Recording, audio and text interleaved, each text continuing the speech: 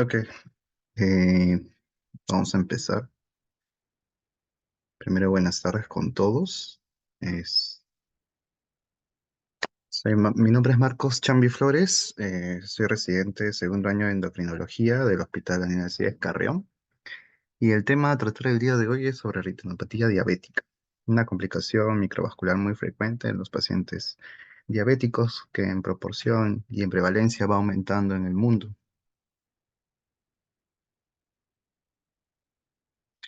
Pues conozcamos la definición primeramente, que la retinopatía diabética es una complicación específica microvascular de la diabetes mellitus, en la cual se da la pérdida progresiva de la visión ocasionado pues por el daño endotelial, generando un daño microvascular, sea por la exposición crónica de niveles altos de glucosa y la degeneración y el deterioro endotelial que genera esta en nuestro organismo.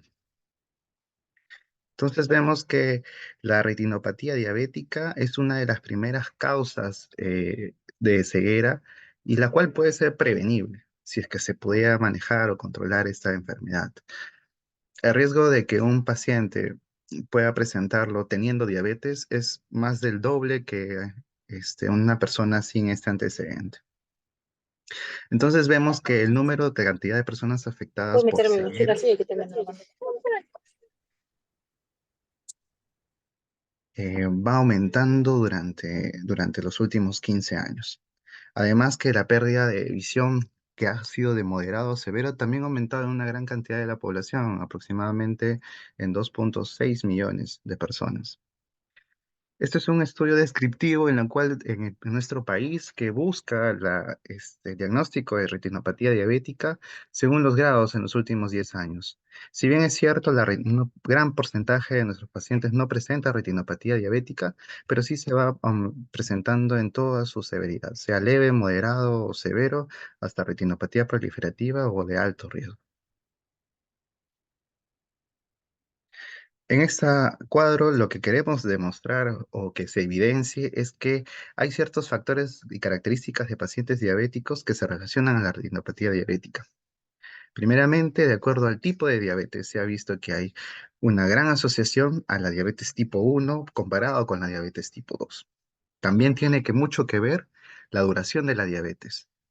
Por ejemplo, en pacientes que hayan con antecedentes de más de 20 años, casi el 76% de esa población ya presenta retinopatía diabética de cualquier tipo.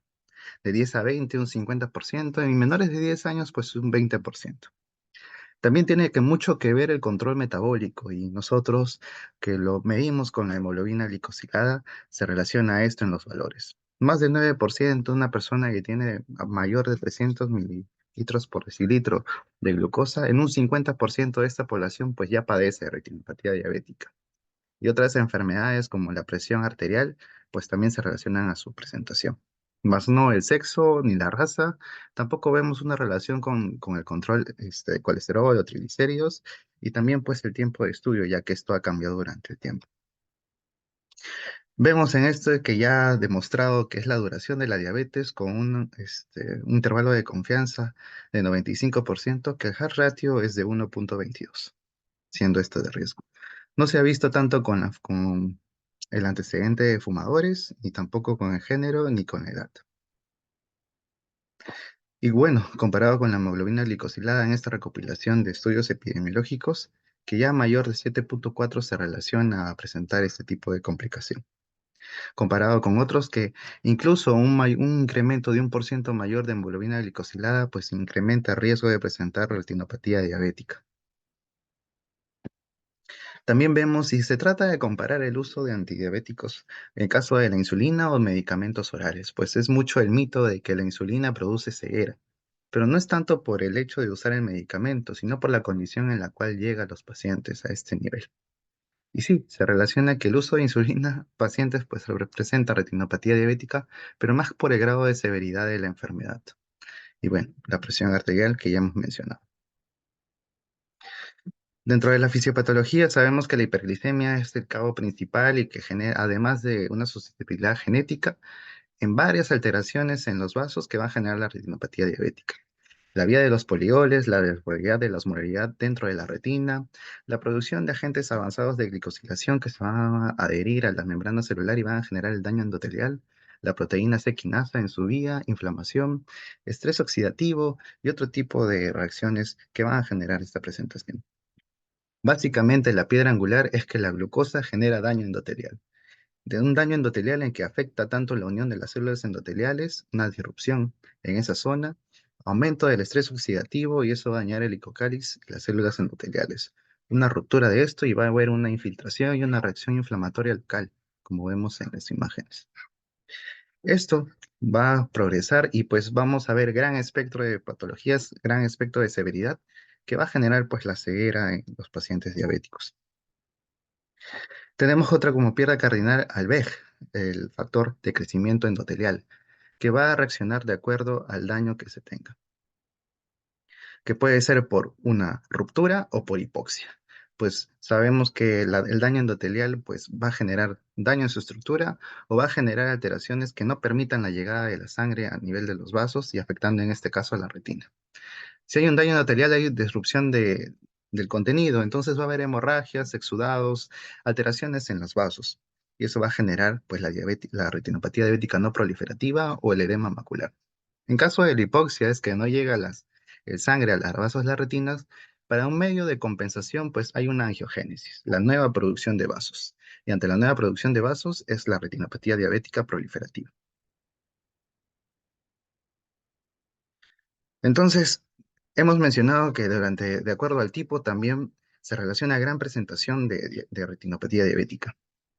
Si tenemos un paciente diabético tipo 1 recién diagnosticado, estos deberían ser evaluados por un oftalmólogo en búsqueda de esta patología 5 años posterior al diagnóstico.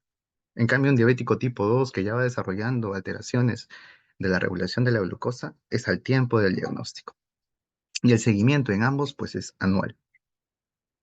Y otro punto muy importante es saber que las gestantes pregestacionales que tengan diabetes tanto tipo 1 o tipo 2, ellas deberían ser evaluadas antes de la concepción, en caso sea planificado o al caso del primer trimestre una vez diagnosticado, y evaluar pues de acuerdo al seguimiento y la severidad que se encuentre.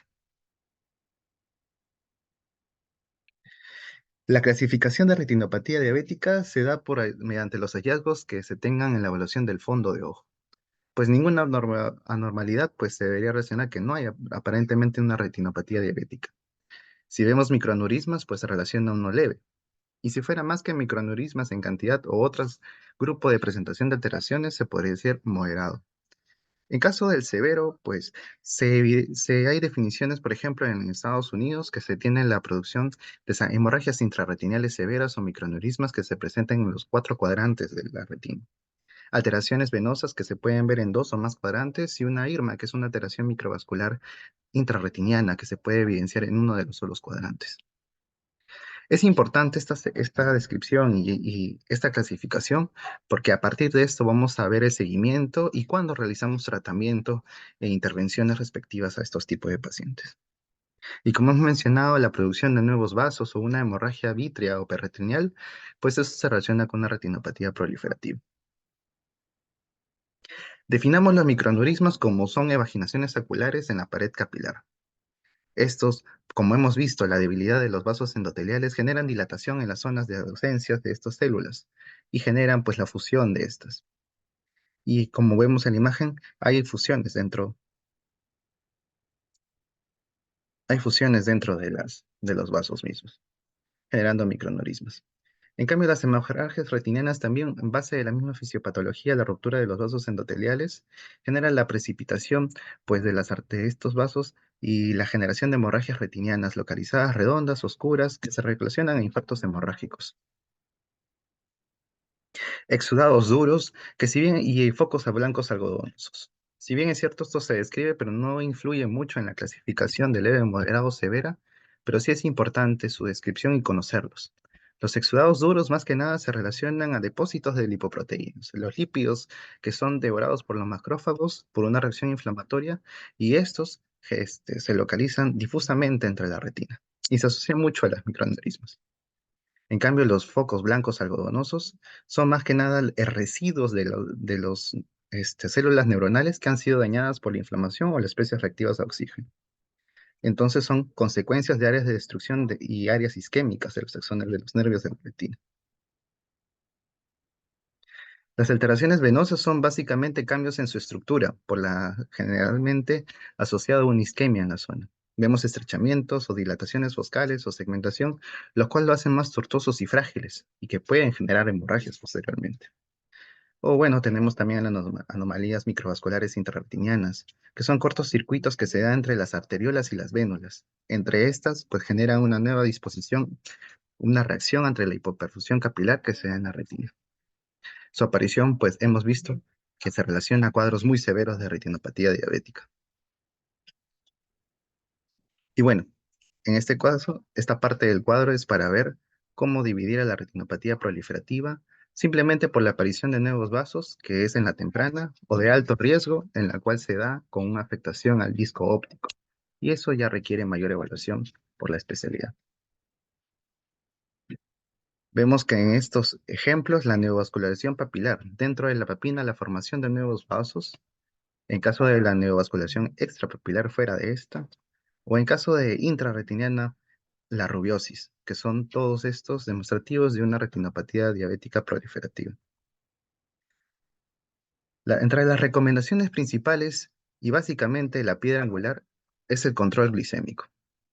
Se debe controlar la glicemia en este tipo de pacientes, como se ha visto en muchos estudios anteriormente, como el DCT o el EDIT, donde son estudios angulares que nos demostraron que el control de glucosa previene la aparición de daños microvasculares.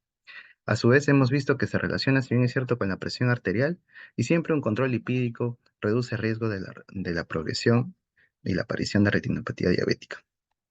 El ADA 2024 nos menciona nuevamente que en los diabéticos tipo 1, la evaluación por un oftalmólogo no debería pasar de los 5 años, una vez diagnosticado. En caso de los diabéticos tipo 2, una vez diagnosticados, al mismo tiempo deberían pasar por un oftalmólogo para el control de esta enfermedad.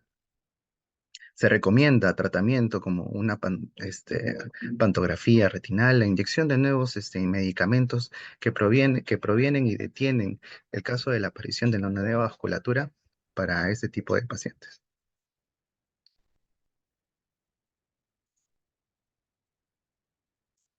Y es muy importante la clasificación de severidad porque de acuerdo a esto nos va a determinar en cuánto tiempo se da el seguimiento y qué tipo de tratamiento se le puede dar.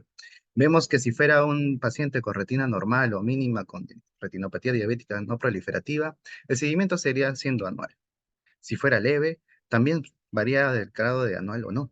Pero hay un punto muy específico y cuál no se ha tocado en ese tema, el edema macular diabético, que si bien es cierto, no vamos a tocar el punto, pero también influye mucho y no tiene nada que ver con que el paciente presente algún tipo de afección de una retinopatía diabética. Pero siendo esto fuera del caso, una leve sería control de 6 a 12 meses. Y usualmente lo que se hace es observar. No hay mayor manejo salvo el control glicémico en ellos. En caso de uno moderado, pues si presenta o no, el control es de 3 a 6 meses y esto generalmente podría ser tratado con medios de láser o una panfotocoagulación, en este caso no recomendado. Pero en caso de un severo, pues sí, la actuación debe ser pronta, de 3 a 4 meses y finalmente se puede utilizar una panfotocoagulación.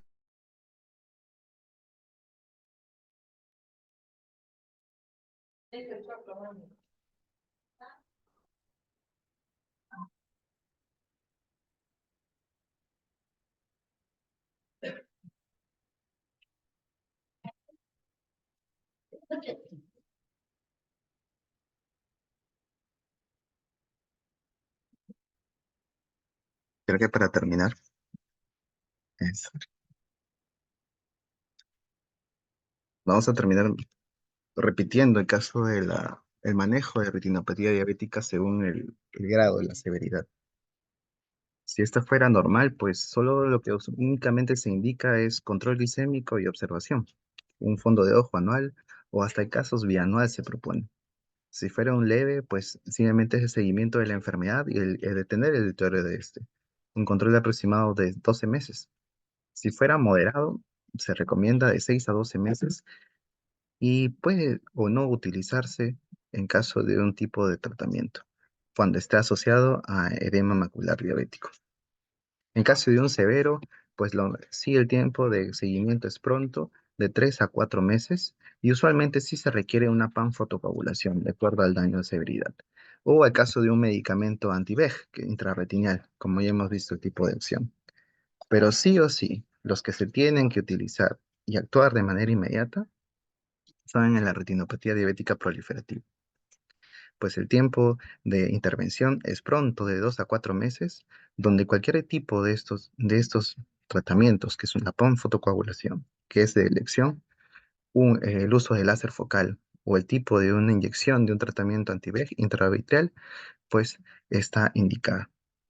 En este punto vemos la aparición del edema macular diabético. Si bien es cierto, no hemos mencionado su definición y el contexto, pero afecta mucho y vemos que es independiente de la aparición de una retinopatía diabética proliferativa.